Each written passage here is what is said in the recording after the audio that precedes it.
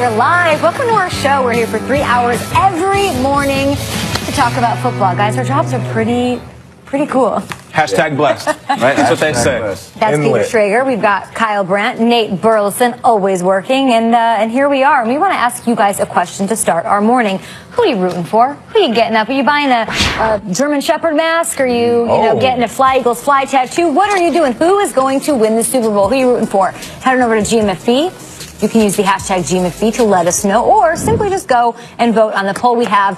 We have a little thing going on later in the show, and if you vote for your team, we'll probably talk about your team a little bit more, right, guys? Oh, yeah, of course. We'll show you some love. You show us some love. There we go. 4 teams that still think that they have a shot to get to the Super Bowl. Pretty confident. I'm sure there's only 4 teams left, and I'm curious about what storylines you guys believe in or don't believe in. So let's start with the lead block, of course, which we do each and every morning. Lead block? How about that lead block? And it's time for Believe It or Not, guys. I've got a couple of statements. I don't know that you guys are going to particularly like them. They're kind of tough, but let's do this. You, of course, can play at home at hashtag GMFB. Now, the Eagles, they were underdogs. We all know about the German Shepherd mask. They were at home, which was crazy, against the Falcons, and, of course, they won. Yet, they're underdogs again in the NFC Championship game as they host the Vikings at the Link. The Eagles should not be underdogs on Sunday. Believe it or not. They should not. I believe the Eagles should be underdogs. If we just took this totally objectively, let's just look at the football, look at the rosters. I think the Vikings have a much better secondary, and Case Keenum's probably playing better than Nick Foles. But more importantly, I don't think you want to take that away from Philadelphia right now. It's their entire thing is the dogs.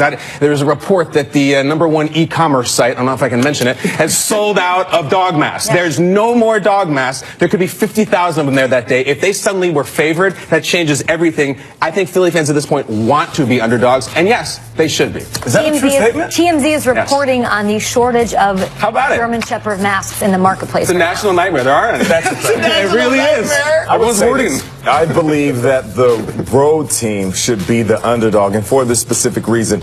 You have a team in Minnesota that's been playing indoors. This isn't the Minnesota from a few years ago that was playing outdoors at the University of Golden Gopher Stadium.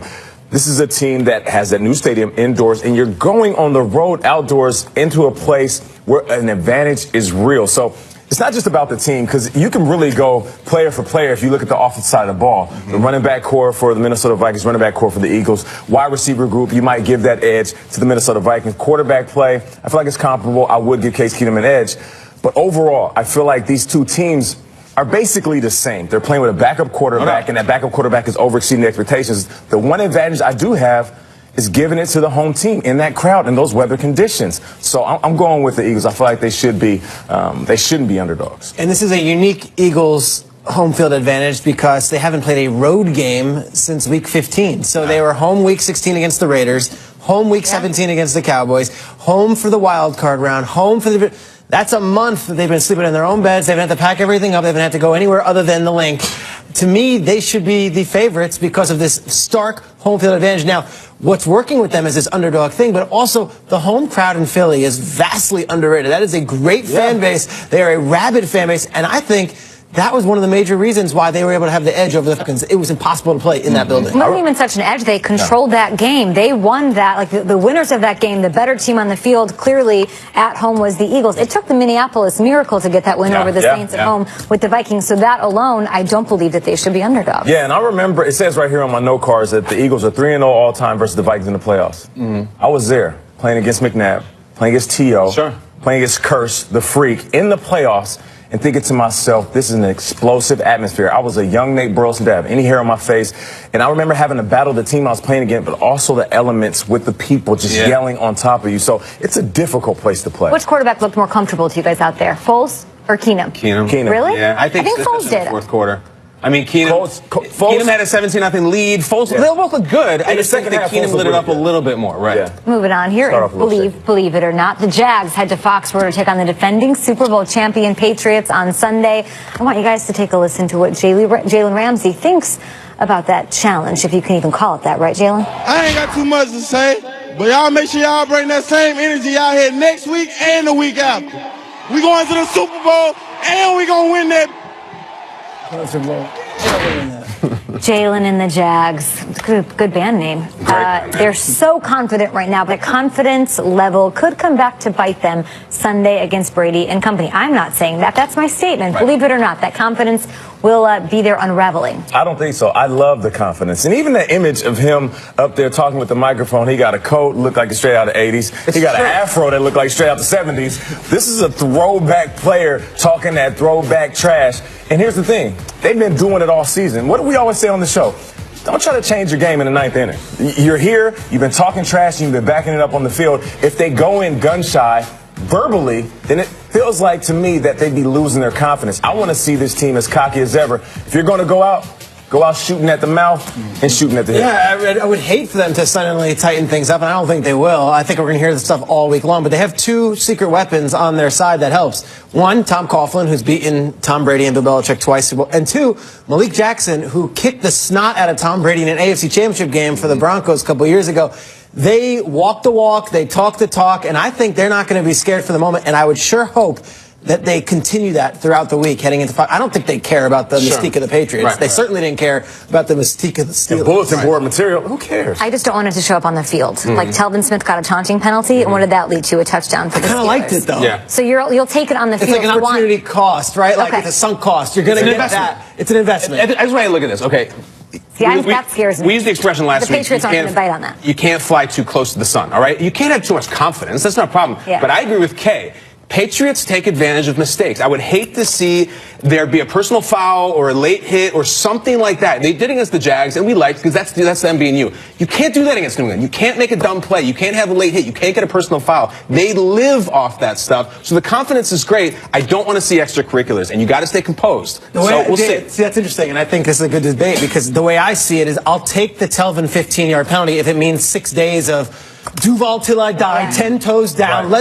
I'll take it. It's what you get. It's the whole package. You can't just, it's not a la carte. Why can't you a la carte it? Because you can't a la carte it because he's been for 3 years in the league. He's been that guy. And he's 10 toes down. He can't be 5 toes down. Now, I'm not saying that Marrone is this guy, but some coaches, they encourage that. I remember being in Seattle, and Jim Moore Jr. was my coach, and we were actually playing up against the Jags, and he came up to me, he said, when you score, I need you to look in the crowd and toss that ball as high as you can. At that time, I knew it would be a fine. He said, I'll take care of that fine. And I'm thinking, like, why do you want me to do that? He's like, we need to turn this up. I score, I throw it, I come to the sideline. He grabbed me by my jersey. He says, I want you to do it again. And he wanted that cockiness. He wanted that edge because for a moment in Seattle, we were looked at as the passive team. And people looked at us as soft. It's like, no, we're not that. And I need you to start this. So this is a team that wants to change the perception of who they are. And they do, and they have. We always say, where do you draw the line with that? It's very simple. Do whatever you want. Do Duval. Headbutt your teammates. Don't get a penalty. Yeah. We had Robbie Anderson here from the Jets, and they played against the Patriots. How do you beat them? He goes, it's so hard because they don't make mistakes. They wait for you to make a mistake or do something stupid. Good point. Don't do something stupid. I would hate to have a 3-and-out and Patriots are going off the field and there's a late hit or a personal foul and they come right. I'm okay with the technical foul early to set the tone. Like that's how I watch it. You want a Rick Mahorn out there, put Brady down. We're not going to back down. Here you go. Here's an unsportsmanlike 15 yards. Bring it. See, I totally disagree with that. You can have that, Peter, that bring it where the Jags without a penalty. You know what I mean? Like New England has to play so good. Jacksonville defense got to play almost perfect, I think, to win this game in Foxborough. I don't think you want it. But it's those kind of teams that can beat Brady, right? Yeah. I mean, it's almost like they're so young and reckless that I don't know what's next. It's unpredictable. The fact that they would be willing to get a 15-yard You can be a badass without making a bad play. You know what I mean? It's possible. You don't have to get flagged. Just don't get flagged. That's how they live. Love this. What do you guys out there think watching this morning? This is Good Morning Football. You can tweet us at #GMFB as we continue our round of Believe It or Not. Now let's stay with the Jags because they took down the Steelers. People were stunned all across the country this past Sunday. Pittsburgh head coach Mike Tomlin has taken the squad to 2 Super Bowls in his 11 seasons. That's amazing, but he won one back in 2008. Just 3 playoff wins the last 7 seasons total. So considering all of the talent, the best running back in the game, the best wide receiver, maybe the best player in the league in Antonio Brown, believe it or not that the Steelers have underachieved under Coach Tomlin. Yes. And this isn't a shot to Coach Tomlin, but when you have that much talent, the Super Bowl is the goal. And when you don't achieve your goal, everything else is really frivolous. I would say this, though. There's conversations about Tomlin being on the hot seat. You got to be out of your mind to get rid of a coach who can routinely put you in the playoffs every single season. And on top of that, you're going to tell me you'll fire Mike Tomlin, but you got a coach in Marvin Lewis who just got renewed for a 2-year contract. That's my train of thought. But I'm not mad at people that say, okay, Nate, well, what about the Golden State Warriors? Mark Jackson was taking his team to the playoffs, and then they hire Steve Kerr, and he's got them guys 2 championships. I feel you, and I'm not mad at that argument. I will say this. I do believe that Tomlin is a good coach. There was some clock management issues. There were some player management issues. If he can correct that, then they can make it to the Super Bowl. But until he does that, they'll be underachieving. John Fox and the Broncos had a lot of good years, and Peyton Manning broke records. Gary Kubiak takes over. They win a Super Bowl. Marty Schottenheimer went 15-1 with the Chargers. They fired him. Norv Turner came in. They beat the Colts the next year. I'm not going to say that they have, underwhelmed and that they should have won 10 Super Bowls because the Patriots are always going to be there. For sure. But at some point in the last 7 seasons, they should have been in a Super Bowl. They lost to the Packers in 2010. That's understandable, Aaron Rodgers. But the last few years, when you got Antonio Brown, Le'Veon Bell, Ryan Shazier, all these names, you got to get to at least the conference championship round this year. You can't lose that kind of game at home, especially with the weird season they had. Weird year. Yeah, and I mean, he won the Super Bowl, and since then I look at Mike Tomlin as the Alex Smith of head coaches. He's going to get you double-digit wins. He's going to be there every year. Or the Andy Reid of head coaches. Or the Andy Reid of head coaches. You look at that Steelers game last weekend. Just look at the talent. It's all these superstars making superstar plays. And look around the league at all these coaches. Look at the coaches that are still alive. Backup quarterbacks, mid-season adjustments, huge coaching efforts. And he is just flush with all these great players. And I'll say this.